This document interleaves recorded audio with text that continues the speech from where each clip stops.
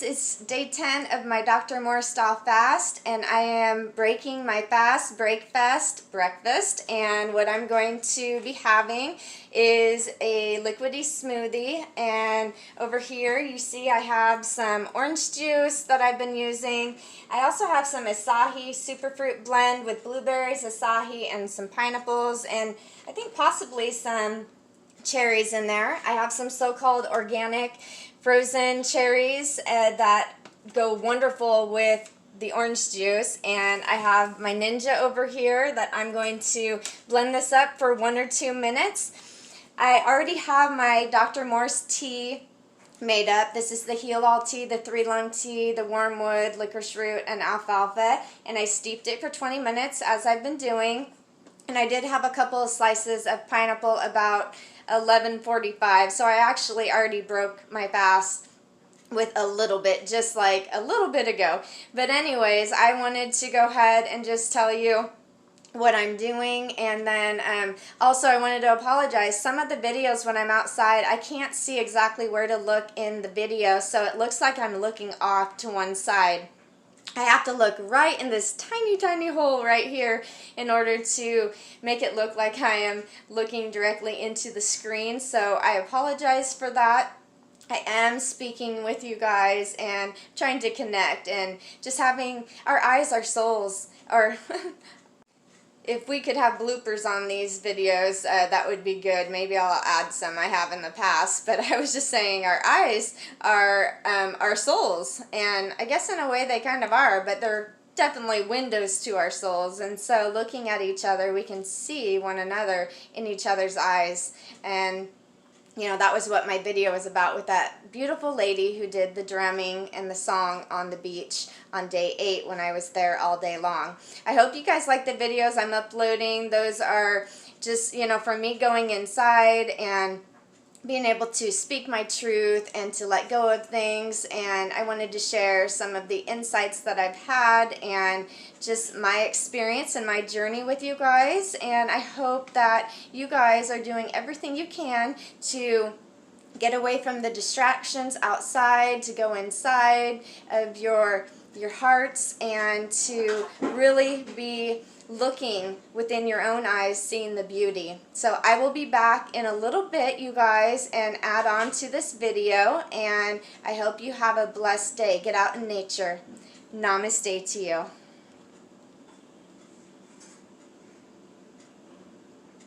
Alright, you guys, I'm back. It is about 2 o'clock in the afternoon. I have about this much of my smoothie left, and then I have practically a full cup of my Dr. Morse tea that I made. And I am just going to lay out the plan like I've done on several days. Sometimes I go off track a little bit, but I'm flexible with myself, loving myself awake. And so my plan is I have 2 avocados left. I want to eat one of those. I may make some guacamole with it, put some pepper and some onion and Himalayan salt in it, depending on how I'm feeling. And then I will probably have some homemade salsa this evening. It's a simple salsa.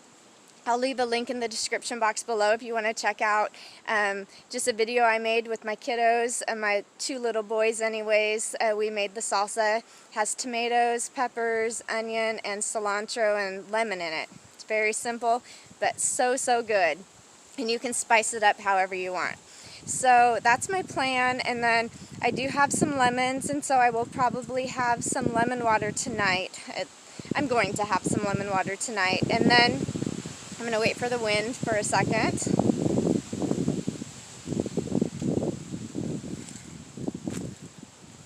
There we go. So I really think that just pacing things out, separating them out is helpful to me, and then you know, making the plan has worked, I think, the best for me so far, and having the smoothie. And I was gonna say before the wind started is that I have not done my oil pulling today, so I'm going to do that this afternoon or tonight for 20 minutes. And I wanted to come on quickly briefly and just talk a little bit about kind of what is going on right now in my life. And you know, a lot of times we get in this cyclical, like pattern of things, and we don't realize that we're in it, and it affects us on so many levels. And right now it is, the end of August, and my youngest little boy is going to be turning 4 on the 28th, and 2 days before that is actually my anniversary with my second husband. Now, I don't talk too much about kind of relationships, but I've talked about my first husband with my daughters, and then bring up Jim once in a while because he isn't sure yet what he wants to be saying at this time with everything that's happened, because this trauma in our life has impacted us greatly, and he wants to be wise about how he goes about sharing his experiences, so that it heals him as well as helping others along the way. So we have been separated for pretty much the last year, and in our situation, separation means that, we are still living together. However, we have just not been connected and on the same path, which is perfectly okay. I used to pull and say, come on, and this is the way. And I finally got to the point where it's like, I've been controlling a lot of my life, and a lot of people in my life trying to do that, and believing I have it all figured out at times, and then going, no, I don't have it all figured out. And that's kind of my walk when I was a devout Christian. Now, I want to say again, I am not against Christianity or any type of faith that is teaching about love and about consciousness together. I just know that there's a lot of teachings out there that are leading many people astray, and that we have been indoctrinated and programmed with many lies that we have to unlearn and let go of. And so I just wanted to say that. But I walked a certain way, and I was struggling like so many people, because we're all people, right? And when we're walking in the flesh, it can be very hard when we are unconscious and when we are in survival mode. What I found to be the most helpful to me is rising up above this in the higher vibrations. And when these times come, and these anniversaries and stuff like that, this will be the first year that we're actually separated. However, we continue to talk and work on things together, and it doesn't mean that that's forever. It's whatever is in store for us, whatever is our highest potential.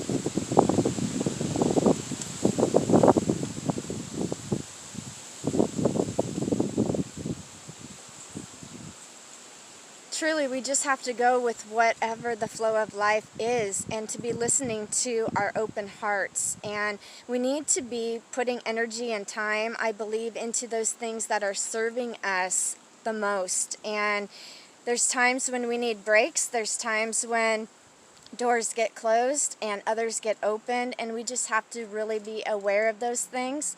And so I just want to, share that, yes, times during the year, like when we got sent back from Mexico, was at the end of the summertime in June, July, all the time just mixes together for me now. But I don't want to be every year going, wow, this is the anniversary, and I was looking at the wrong spot again. Darn it. I don't want to be saying, well, this is that time, and so I've got to go through all of this again and surrender it and whatever. I want to be seeing growth. I want to be releasing. And so when I get to certain times, I just want to see them as a blessing, and to be, letting go of different types of emotions and charges to events, and be able to share my experiences with wisdom. Because when we are no longer attached to things that have been binding us, then we are free and we can soar.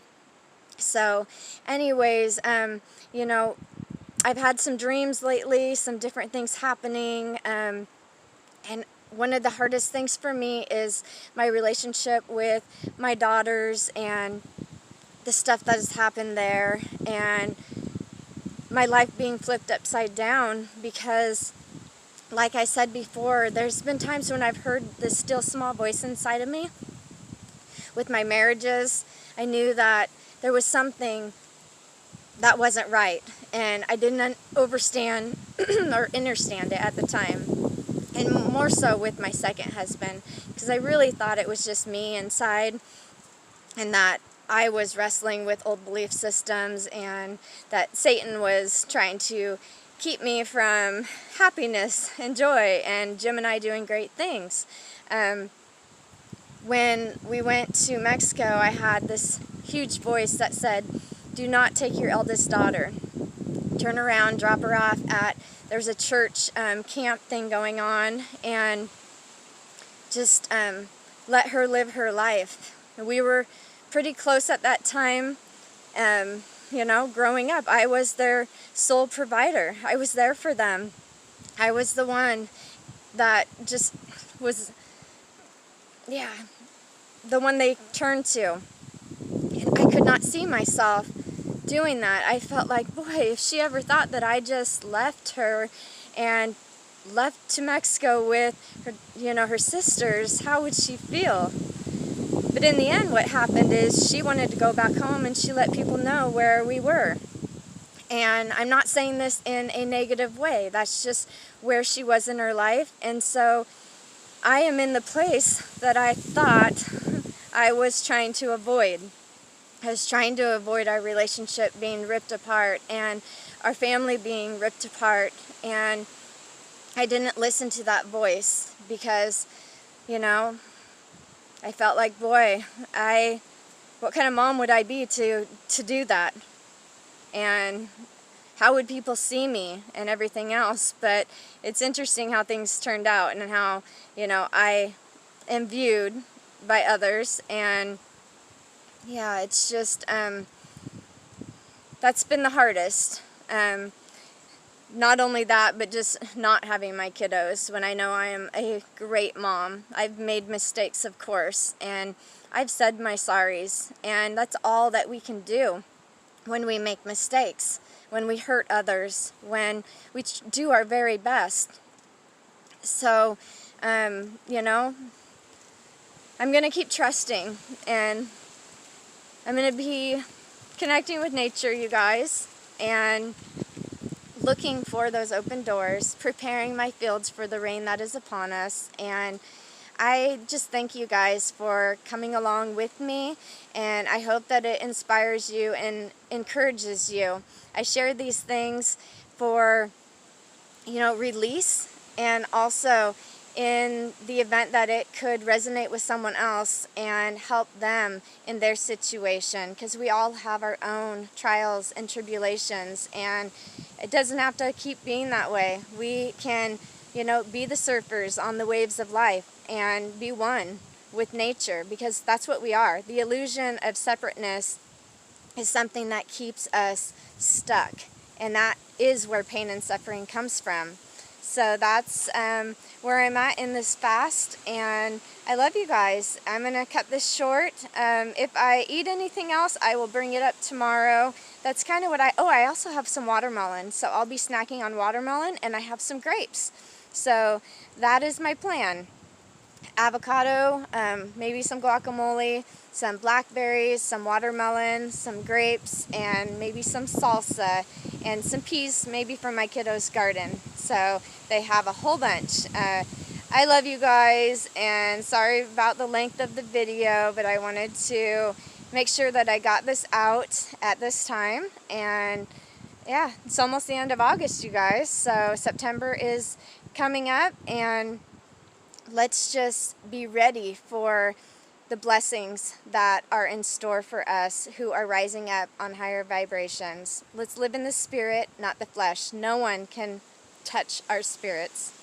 Thank you so much. Namaste to you.